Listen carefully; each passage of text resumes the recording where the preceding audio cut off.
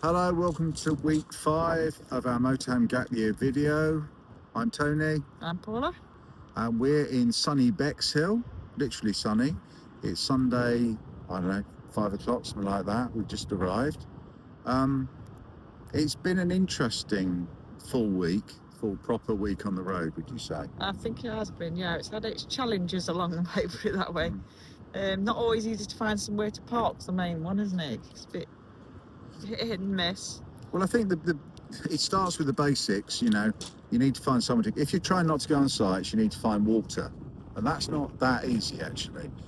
We found some at a filling station, but it is hard.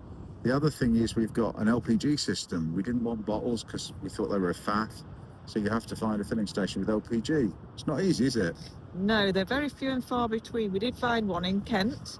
Went to the petrol station there, and he informed me that he's one of only 2 actually in Kent itself, so they are very spaced out. One of our journeys, when we didn't realise how we'd used all the gas, was an hour, wasn't it, or thereabouts, to the fuel station to find some fuel. So that's not good. You need to really plan that ahead. So not always as easy as they make it out to be, I think. And then when you run out of gas, you realise A, you're cold, B, you can't make a cup of tea, and C, you can't have a shower.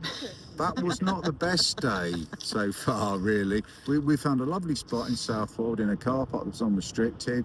Brilliant. So anyway, that issue, we're now having to go all the way back to Loughborough, where the bottles come from. We have said to our dealer, why for goodness sake are you only specifying little bottles? So these 2 6-kilogram bottles, we can have 2 11s put in, and they've been very kind to us and they're not charging us much money, but it means going all the way back to Loughborough, so we'll do that at some point. Yeah, that's a bit annoying, but it can make it easier. We've cracked electricity, it seems, that we fitted a second leisure battery. This vehicle came with a lithium battery, not a lead acid one, and we fitted a second one, and as you go along that charges, so that means electricity, we're plentiful. We could have all the lights on like Blackpool illuminations if you wanted to, but we don't, but you could do. So you've got gas that has been a bit of a problem, we sorted. We've got water that we're kind of finding. The other day we were faffing around by a lighthouse on the Norfolk coast. We bought bottles, and we filled the bottles up, 2 5-litre bottles, these expandable ones, and we bought a funnel.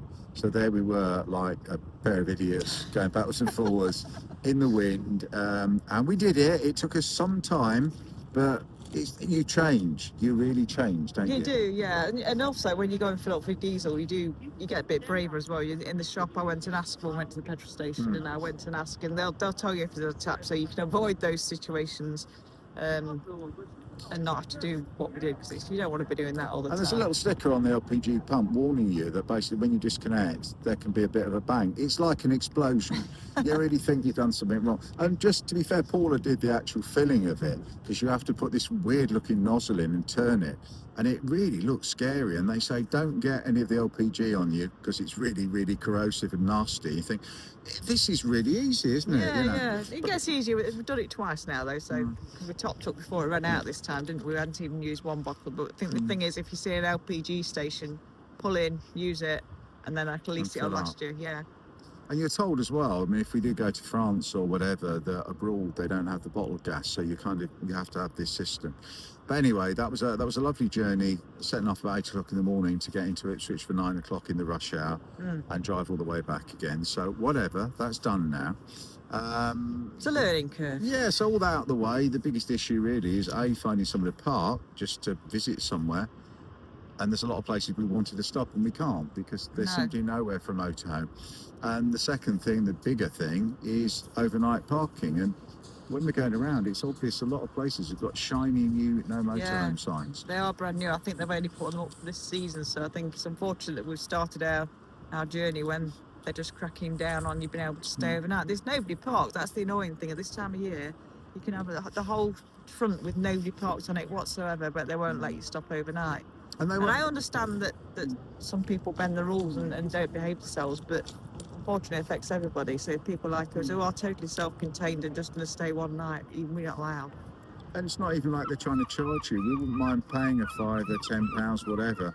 they just don't let you. And last night we were actually in Ramsgate, Yeah. and there was a great big promenade with literally hundreds of spaces, and there was not a vehicle parked there, and we weren't allowed to park a motorhome overnight, No. and we had to walk 20 minutes. 20 minutes, yeah. You do get good at walking, it's fair to say. Yeah, the exercise is good for you, I suppose.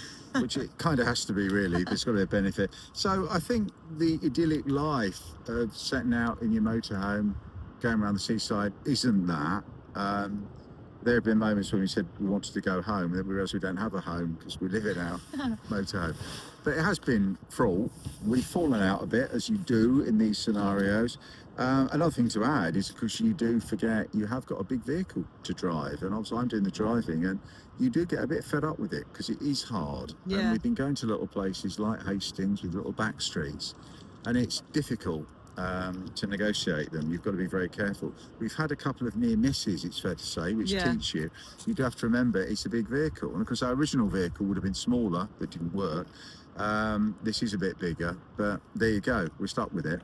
But the rest of it, we've got used to motorhome life in our nearly 2 weeks. Yeah, we can make The a cup of adventure, tea now. It's yeah. just easy to stop and get your kettle out, make a cup of tea, and have your breakfast and things in the morning. All easy now. We've got used to that, and when we're ready to go again, it doesesn't take long now, does it, to stow everything? No, we're good at- You soon learn where everything needs to go, so it's not rattling around and falling off the shelf as you're going round out the corner.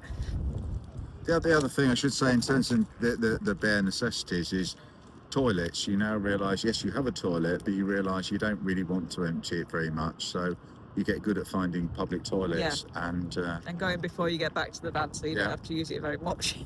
taking your toilet roll just in case. Yeah. We won't go any further on that. So that's a bit of an update of the realities of being on the road. Not quite what it seems. No, but the sun's out today and we've got a blue sky. It makes you feel better, doesn't it? And we're in Bexhill, which Paul has never been to. I came to probably 15 years ago.